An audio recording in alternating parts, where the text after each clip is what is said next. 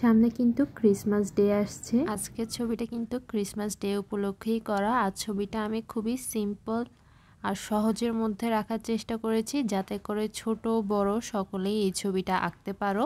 এই ছবিটা তোমরা থাম্বনেলে দেখেই বুঝতে পারবে যে ছবিটার মধ্যে কঠিন বলতে তেমন কিছুই নেই। এখানে আমি সবার প্রথমে স্নোম্যানটা এঁকে নিচ্ছি, এরপর বাকি জিনিসগুলো আঁকবো। প্রথমে ক্যাপ দিয়ে শুরু করেছি। আমি যেভাবে স্টেপ বাই স্টেপ আঁকাচ্ছি, তোমরাও চেষ্টা করবে আমার সাথে সাথে একই সাথে করে ফেলার। সব সময় জিনিসটা খেয়াল করবে যে কোন জায়গা থেকে ছবিটা আঁকা শুরু করলে তোমার ছবিটা পারফেক্ট হবে। এটা যে কোনো টাইপেরই ছবি হোক না কেন। আর আমি সব সময় চেষ্টা করি যাতে তোমাদের পছন্দ হয় এই টাইপের ছবিগুলো করার। আর যদি তোমাদের কাছে ছবিগুলো ভালো লেগে থাকে তাহলে অবশ্যই আমাকে কমেন্টস করে জানাতে ভুলবে না। এর আগের ভিডিওগুলোতে অনেকেই অনেকগুলো ভিডিওর ডিমান্ড করেছো, আমি সবগুলো লিখে রেখেছি। একটা একটা করে সবগুলো আপলোড দেওয়ার চেষ্টা করব।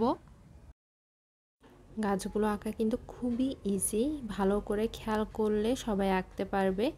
গাছটা আঁকার পর গাছের মধ্যে কিছু গোল গোল দিয়ে দিব, এগুলা শেষে দিয়ে তোমরা কালারগুলো দেখলে বুঝতে পারবে। এখানে কিন্তু ঢালের মধ্যে আমি একটা ল্যাম্পও এঁকে নিয়েছি, ল্যাম্পটা অবশ্যই দিবে, ল্যাম্পটা দিলে বেশি সুন্দর লাগবে। পিছনে একটু দোতলা স্টাইলের একটা ঘর এঁকে নিচ্ছি, আর বড় করে একটা দরজা আর দুইটা জানালা দিয়ে দিব।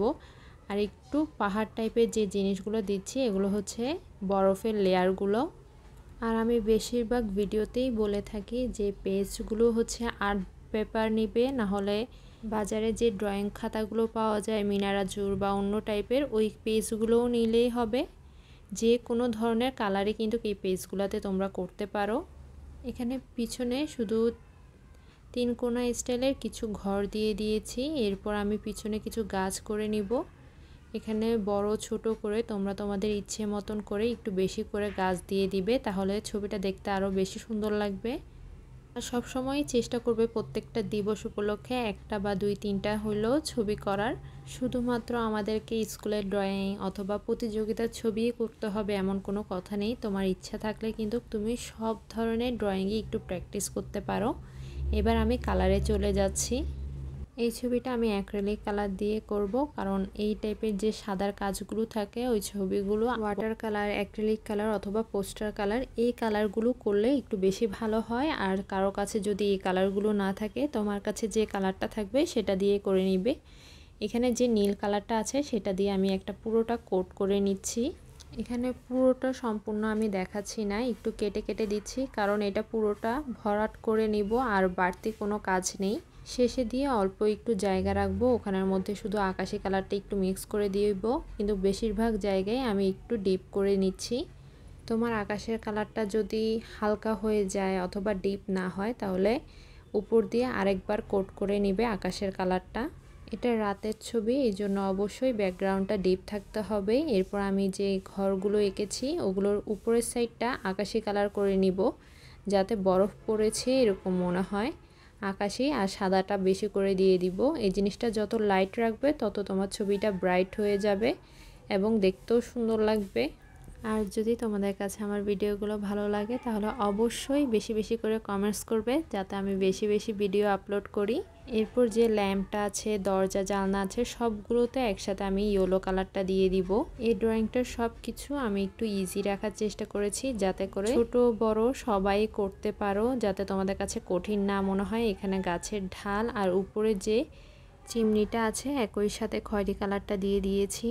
পিছনের যে ঘরগুলো আছে সবগুলোর নিচের সাইডটা কিন্তু আমি পুরোটা রেড কালার দিয়ে দিয়েছি, একই সাথে সবগুলোর কালার করে নিবে। এরপর এখানে হেডটাও পুরোটা রেড করে নিব। হেডটা পুরোটা আমি রেড করে নিয়েছি। আর তোমাদেরকে আমি আবারও একটা কথা বলছি যে কালার যদি হালকা হয়ে যায় ওইটার উপর দিয়ে আবার দিবে, কালারটা একটু ঠিক করে দিবে, তাহলে ড্রয়িংটা দেখতে একটু বেশি সুন্দর লাগবে। অনেকেই আমি দেখি যে অ্যাক্রিলিক কালারটা অনেক হালকা করে দেয়, দিলে কিন্তু জিনিসটা দেখতে ভাল লাগে না, ওয়াটার কালার মনে হয়। এখানে ঘরের পিছনে যে গাছগুলো ছিল ওগুলো আমি সবগুলো কালার করে নিয়েছি। ওগুলো তোমাদেরকে ভালো করে দেখাইনি, কারণ সামনে যে গাছটা আছে এই একটা গাছ তোমাদেরকে ভালো করে দেখিয়ে দিব, বাকিগুলো সেম টাইপেরই হবে। উপরের সাইডটাতে একটু সাদা কালারটা বেশি করে দিয়ে দিবা, আকাশিটাও চাইলে দিতে পারো। এখানে হচ্ছে বরফ জমে আছে উপরের সাইডটাতে। এরপর টিয়া কালারটা দিয়ে দিয়েছি। এরপর যত নিচের দিকে যাবে তত ডিপ করবে সবুজ কালারটা। ভালো করে সবুজটা আর টিয়াটা দিয়ে দিবে, এতটুকুই। এরপর গাছের মাঝখানে যে বলগুলো আছে এগুলো তোমরা যে কোনো কালারেরই দিতে পারো। এখানে লাল আর হলুদটা দিলে একটু বেশি সুন্দর লাগে। এরপর যে স্নোম্যানটা আছে সেটাতে একটু বেশি করে আকাশি কালারটা দিয়ে এরপর সাদাটা মিক্স করে নিব। এরপর আমি এখানে বরফগুলোর কালার করে নিব। বরফগুলো কালার করার জন্য প্রথমে আমি একটা সাদা কোট করে নিয়েছি। সবগুলোতে আগে ভালো করে সাদা কালারটা দিয়ে দিবা। এরপর যখন নীল বা আকাশি কালারটা দিয়ে মিক্স করবা তখন তোমার কালারটা আরও বেশি সুন্দর হবে। হালকা করে একটু আকাশি কালারটা মিক্স করে দিয়েছি, শেষ। এরপর ব্যাকগ্রাউন্ডটা দেখো, দেখতে কিন্তু একটু খালি খালি মনে হচ্ছে, এই জন্য আমি কিছু দূরের গাছ এঁকে নিব। এখানে কালো রঙটা দিয়ে তোমরা একটু ছোট বড় এরকম করে একটু গাছগুলো এঁকে নিবে। এই গাছগুলো আঁকা কিন্তু একদম সহজ, শুধু মোটা থেকে আস্তে আস্তে উপর দিকে চিকন হবে। নেওয়ার পর পুরো ছবিটা ভালো করে আউটলাইন করে নিব। পুরোটা আউটলাইন করে নেবে, না হলে কিন্তু দেখতে ভালো লাগবে না। কেউ আউটলাইন করার কথা ভুলবে না, সিডি মার্কার অথবা কালো রং দিয়ে পুরোটা আউটলাইন করে নিবে। এখানে আমি কালো রংটা দিয়েই আউটলাইন করে নিচ্ছি। আর চিকন তুলি ব্যবহার করবে, বেশি মোটা তুলি ব্যবহার করলে কিন্তু তখন দেখতে আরও বেশি বাজে লাগবে। এই জন্য এই ছোটোখাটো জিনিসগুলোও একটু মনে রাখার চেষ্টা করবে। আর যদি তোমাদের মনে হয় যে ক্রিসমাস ডে উপলক্ষে আরও ছবি আপলোড করা দরকার, তাহলে সেটাও আমাকে একটু কমেন্টসে জানাতে পারো। তাহলে আমি চেষ্টা করব আরও 2-1টা ভিডিও আপলোড করার। আজকে এই পর্যন্তই। সবাই ভালো থাকবে, সুস্থ থাকবে। আবারও দেখা হবে নতুন আরেকটি ভিডিও নিয়ে।